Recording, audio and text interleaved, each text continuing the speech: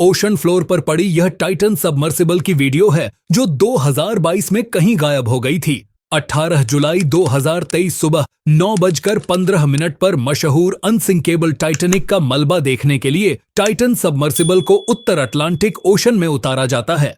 इसमें बैठे 4 लोगों के लिए यह काफी ज्यादा एक्साइटिंग एक्सपीडियन होने वाला था, क्योंकि अपनी आंखों से यह 3800 मीटर की गहराई में टाइटैनिक शिपरेक ऑफ पहली बार एक्सपीरियंस करने वाले थे और आखिरी बार भी टाइटन से लगभग 2 घंटे बाद कांटेक्ट टूट जाता है टाइटन के साथ।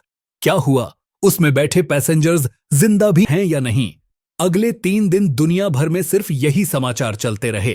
3 दिनों तक सर्च ऑपरेशन चलने के बाद फाइनली एक खबर आती है। सर्च टीम को टाइटन के कुछ बिखरे हुए पार्ट्स मिलते हैं जो इस बात को जाहिर कर रहे थे कि सबमर्सिबल में कोई भी जिंदा नहीं बचा। टाइटन सबमर्सिबल हादसे के बाद अब पहली बार नई और ऑफिशियल डिटेल्स सामने आई हैं। यूएस कोस्ट गार्ड्स ने इन्वेस्टिगेशन के बाद टाइटन और ऊपर खड़ी मदरशिप पोलर प्रिंस के बीच होने वाली बातचीत को पब्लिक कर दिया है। टाइटन की मदरशिप के साथ क्या क्या बातें होती रहीं, टाइटैनिक शिप रैक के पास पहुंचकर उनको क्या कुछ नजर आया और सिग्नल टूटने से पहले मदरशिप को कौन सा आखिरी मैसेज रिसीव हुआ था। ज्ञान भी इन्फोमेड की वीडियोस में एक बार फिर से स्वागत दोस्तों। इस वाकये के 2 साल के बाद पहली बार यूएस कोस्ट गार्ड्स ने टाइटन के आधे हल की वीडियो रिलीज की है, जिसको ओशन फ्लोर पे 3775 मीटर की गहराई में अकेले पड़े हुए देखा जा सकता है। यह सबमर्सिबल का पिछला हिस्सा है, जिसका मतलब है कि फटने वाला असल में अगला हिस्सा था, जहां 4 पैसेंजर्स भी बैठे थे। कोस्ट गार्ड्स की तरफ से रिलीज होने वाली दूसरी वीडियो में सबमर्सिबल का अगला हिस्सा भी दिखाया गया है, जो कि पूरी तरह तबाह हालत में है। कार्बन फाइबर के पीसेज ओशन फ्लोर पर बिखरे हुए नजर आते हैं। इससे यह बात साबित होती है कि टाइटन का अगला हिस्सा ओशन के प्रेशर से इंपल हुआ था, यानी पानी का प्रेशर पहले अगले हिस्से में हल को क्रैश करता हुआ घुसा और उसी प्रेशर से पिछला हिस्सा अलग हो गया। समंदर के बॉटम पे यह हिस्सा ढूंढने वाली एक रिमोट कंट्रोल्ड सबमर्सिबल थी, जिसको टाइटन से कांटेक्ट टूटने के 3 दिनों के बाद 22 जुलाई 2023 को पलाजी रिसर्च सर्विसेज की तरफ से भेजा गया था। उस समय टीम टाइटैनिक का मलबा देखने गई थी। उसका खुद का मलबा टाइटैनिक से सिर्फ 1500 फीट के फासले पर पड़ा हुआ मिला। लेकिन आपको यह जानकर बहुत हैरान होगी कि 114 साल पहले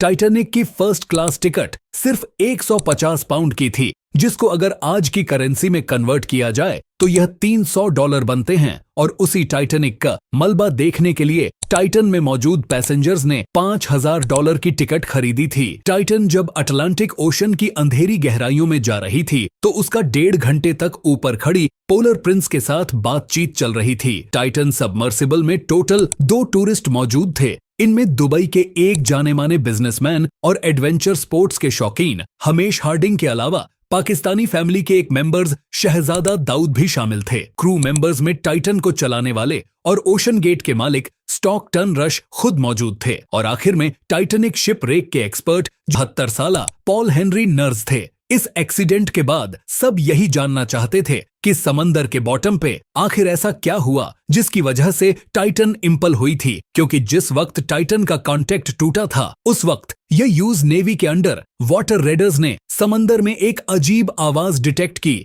जो कि एक अननेचुरल आवाज थी। इस आवाज को लेकर भी काफी तशवी थी कि आखिर यह आवाज किस चीज की है। क्या कहीं टाइटन पर किसी समंदरी जीव ने हमला किया है या फिर यह किसी किस्म का SOS सिग्नल था। अभी यह मामला चल ही रहा था। लोगों को सवालों के जवाब मिले ही नहीं थे कि एक न्यूज आर्टिकल सामने आता है जिसका संबंध टाइटन सबमर्सिबल के पास्ट इकअर्ड से था। इसमें बताया गया कि 2017 में टाइटन पर काम करने वाले ओशन गेट के डायरेक्टर ऑपरेशंस डेविड लोकरीज को CEO स्टॉकटन रश ने इस बात पर जॉब से निकाला था, क्योंकि उन्होंने टाइटन की सेफ्टी के बारे में कई सवालात उठाए थे। असल में टाइटन एक ऐसी सबमर्सिबल थी जो स्टॉकटन रश ने खुद डिजाइन और डेवलप की थी। इसकी बॉडी खास तौर पर कार्बन फाइबर की रखी गई थी और यह मटेरियल डीप सी एडवेंचर्स के लिए ज्यादा टेस्टेड और सर्टिफाइड नहीं था। यानी यह एक एक्सपेरिमेंटल सबमर्सिबल थी और इसको किसी भी डिपार्टमेंट से सर्टिफाई नहीं करवाया गया था। डेविड लोकरिच ने कई बार ओशन गेट के सीईओ स्टॉट रश को कहा कि पैसेंजर्स के लिए यह सेफ नहीं है, लेकिन वो नहीं माने। फाइनली जब उनको जॉब से निकाल दिया गया तो डेविड ने 2017 में एक इंजीनियरिंग रिपोर्ट पब्लिश की जिसमें बताया गया कि कैसे एक कार्बन फाइबर का हल सबमर्सिबल के लिए 4000 मीटर की गहराई में सेफ नहीं हो सकता।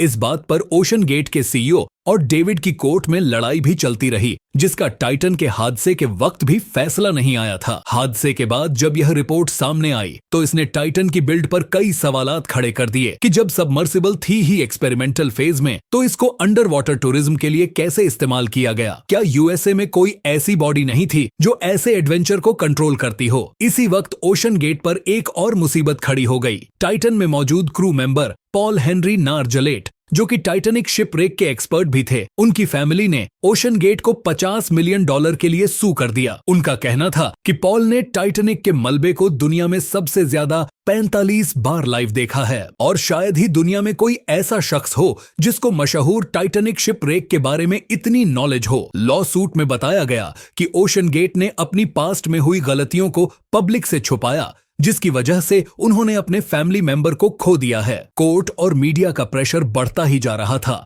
और एक हाई लेवल इंक्वायरी की सख्त जरूरत थी कि आखिर टाइटन के फटने के पीछे क्या वजह थी और इसका जिम्मेवार कौन है। लिहाजा कनाडा के ट्रांसपोर्ट सेफ्टी बोर्ड और अमेरिका में यूएस मरीन ब्यूरो ने एक जॉइंट इन्वेस्टिगेशन लॉन्च की, जिसमें पहली बार टाइटन के हवाले से ऐसी डिटेल्स सामने आए जिनको पहले ओशन गेट की तरफ से छुपाया गया था। इन्वेस्टिगेशन में मालूम पड़ता है कि जनवरी 2017 में टाइटन पूरी तरह मैन्युफैक्चर और असेंबल हो चुकी थी, लेकिन अगले महीने इसको बम्स ऑन टेसॉडल इस वॉक के बाद भी टाइटन ने 4300 मीटर की डेप्थ को कामयाबी के साथ टच किया, जहां समंदर का प्रेशर 6154 psi होता है, यानी सिर्फ 1 स्क्वायर इंच पर 6154 पाउंड्स या फिर एक लेक्स गाड़ी जितना वजन। जब टाइटन 4300 मीटर की गहराई का टेस्ट भी पास कर गई तो सबको लगा कि कार्बन फाइबर का हल सेफ है, लेकिन इन्वेस्टिगेशन में लिखा गया कि इंडस्ट्री स्टैंडर्ड्स के हिसाब से सबसिबल को मैक्सिमम जितनी भी गहराई तक जाना होता है उससे 1.25 टाइम्स ज्यादा गहराई में जाकर इसकी टेस्टिंग करना लाजमी होता है। यानी अगर टाइटैनिक शिपरेक 3900 मीटर नीचे है तो इसकी टेस्टिंग कम से कम भी 3500 मीटर तक करनी चाहिए थी, जिसको परफॉर्म नहीं किया गया था। न सिर्फ इतना बल्कि 2019 में पायलट ने टाइटन के अंदरूनी हिस्से में कार्बन फाइबर हल में एक क्रैक आइडेंटिफिकेशन जिसको जानबूझकर इग्नोर कर दिया गया। इन्वेस्टिगेटर्स ने पहली बार टाइटन सबमर्सिबल की लॉन्च से लेकर इसके फटने तक की एनिमेशन भी रिलीज की है, जिसमें मदरशिप पोलर प्रिंस और टाइटन के बीच होने वाली बातचीत को पब्लिक किया गया है। 16वीं जुलाई 2023 को सुबह 10 बजे कनाडा के पोर्ट से निकलने के बाद पोलर प्रिंस ने 2 दिन का सफर किया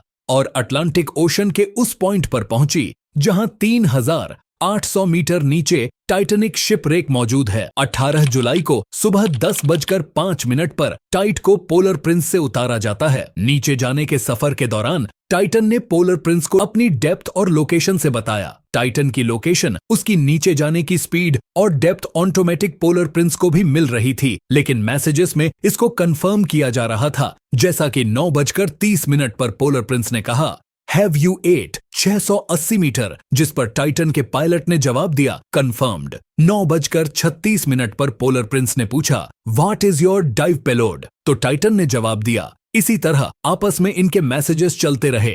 9:05 पर यह मैसेज करते ही टाइटन का पोलर प्रिंस के साथ कांटेक्ट टूट गया और इस बार आगे से इनका कभी कोई रिप्लाई नहीं आया।